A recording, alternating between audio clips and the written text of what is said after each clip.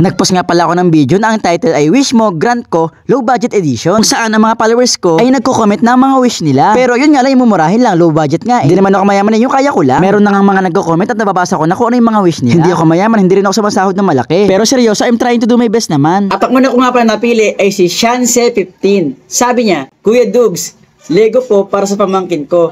Lagi siya nanonood sa vlog nyo. Para makasigurado nga pala, chinat ko siya. Siyempre, inalam ko kung totoong tao ba siya o dami account lang. Kasi siyempre, papadala natin to eh. At base sa pag-uusap namin, totoo naman. Kinuha ko na nga yung susi ng e-bike ko. Tara, samahan nyo ako, bibili tayo ng laruan na Lego para sa pamangkin niya. Buti na nga lang kahit paano dito sa amin, mayroong bilihan ng mga laruan. 10 minutong pagdadrive nga lang, ayan, dito na ako. Pagpasok ko nga, nakakita na agad ako ng mga Lego. Totoo niyan, kahit ako, hindi ko pa nakikita ko ano yung tsura nito pag nabuo. Nahirapan ako mamili, buti na lang nakita ko tong si Shrek. Ito na lang ang kinuha ko kasi siya lang kilala kong karakter. Sana magustuhan niya to at nagbayad na nga ako sa cashier. Pag-uwi ko, ibinalo ko na agad to ng bubble wrap. Papadala na kasi natin siya at sana wag siya mapiyao. Nilutan ko natin pala siya ng sobrang daming tape para na ma-enjoy niya yung pag-unboxing, di ba? Ito nga, tapos na natin i-bubble wrap at i-tape. Andito na ako ngayon sa flash at ipapadala na natin to. Medyo may kalayon kasi yung address niya kaya dito tayo sa flash. Kung malapit lang naman, pwede natin ipalalam mo para makuha agad. Pero dahil medyo malayo nga siya, ipa-flash na lang natin. Bago ko umalis, ipina-double check muna sa akin yung waybill. At tama naman, pares naman yung binigay sa akin. At ayun, okay na, ipapadala na lang. Pag-uwi ko nga pala, nag-chat na agad ako sa kanya. Enjoy, happy birthday sa pamangkin mo. Ikaw, anong wish mo? I-grant ko yan, pero low budget lang ha.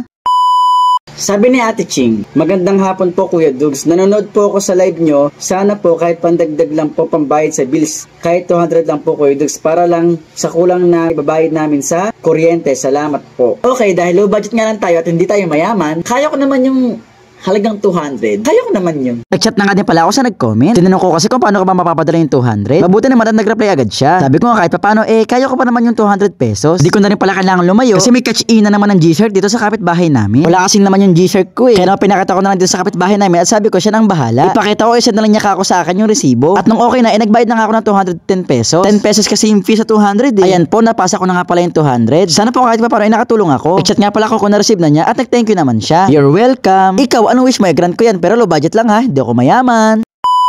Sabi ni #friends, Kuya, gustong gusto ko po talaga ng Rubik's Rubik's Cube yan, di ba? Kaya ko naman siguro yan. Kaya naman nag-chat ulit ako at kinausap siya. Tinanong ko kung paano ko mapapadala yung Rubik's. Medyo natouch ako sa reply niya. Sabi niya kasi, Kuya Dugs, gustong gusto ko po talaga yung Rubik's. Kaso wala na pong pera mama ko. Kuya, kahit po 200 na lang po ibigay niyo, pantulong ko lang po sa mama ko. Maliit lang po kasi ang sinasahod niya sa trabaho eh. Ibabayaran po kasi kami 300 sa school. Papadagdagan ko na po kay mama ng 100 para di siya mamroblema. At kahit wag na po yung Rubik's. Grabe, natouch naman ako sa kanya dahil sobrang bait niya na anak. At sa abot na aking makakaya, bumalik ako dito sa kapitbahay namin. Nagpa-cash in na ako ng 500 sa aking G-Shark. Bali, for 15 na lang na-receive ko kasi may utang ako sa 75 sa load. Kaya naman para makasigurado at hindi tayo magkamali. Bali, pinag-compare ko muna yung mga initials kung magkaparehas ba. At nung itinay po na nga, parehas naman na initials yung lumabas. So tama, 200 lang hinihingi niya pero itinay 100 ko na. Though medyo mabigat na rin sa akin to, feeling ko naman i-deserve niya dahil sobrang bait niya. Bali, nag-chat nga pala ulit ako sa kanya. Tinatanong ko lang sana kung na-receive na niya. At ang sabi ko, mag-aral siya mabuti. Ikaw, ano wish mo? I-grant natin niya pero low budget lang, hindi ako mayaman. Yeah!